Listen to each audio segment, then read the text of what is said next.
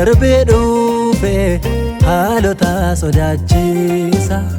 Gooftaa koo siin namaa ta'e si jaju akka mandiisa. Olumaa kee narreedduu sana akkamittan dagaadha. Sin waaqeffadha bara koo atanaaf Waaqayyoodha. Atanaaf Waaqayyoodha. Atanaaf Waaqayyoodha. Atanaaf Waaqayyoodha. Atanaaf Waaqayyoodha.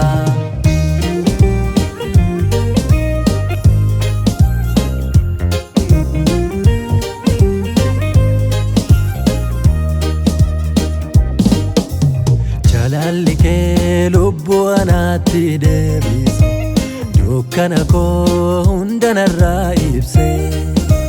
Si waaqessuun nama boqochiisa. Ansi jajuu akkamiinan dhiisa. Akkamiinan dhiisa. Akkamiinan dhiisa. Akkamiinan dhiisa. Akkamiinan dhiisa. Si jajachuu afanniisa ree. Si jajachuu afanniisa ree. Si jajachuu afanniisa ree. Si jajachuu afanniisa ree. Si jajachuu.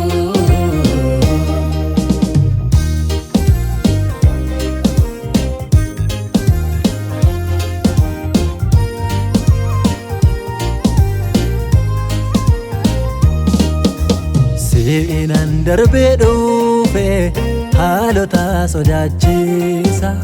Gooftaa koo siin namaa ta'e si jaju akka mandiisa. Olumaa kee narreedduu sana akkamittan dagaadha. Sin waaqeffadha bara koo atanaaf Waaqayyoodha. Atanaaf Waaqayyoodha. Atanaaf Waaqayyoodha. Atanaaf Waaqayyoodha. Atanaaf Waaqayyoodha.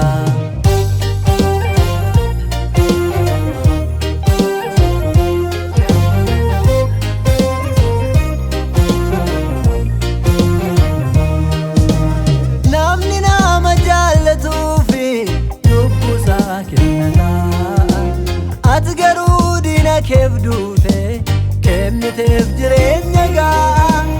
Utuu an sin jaallatini dhufteetu ana jaallatte.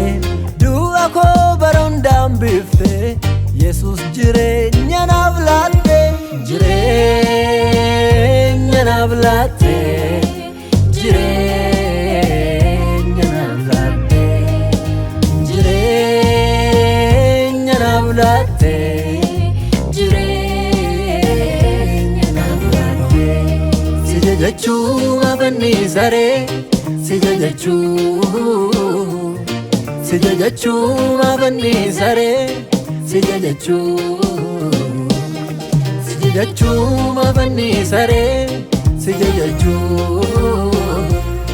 Si jajachuu afanniisa ree.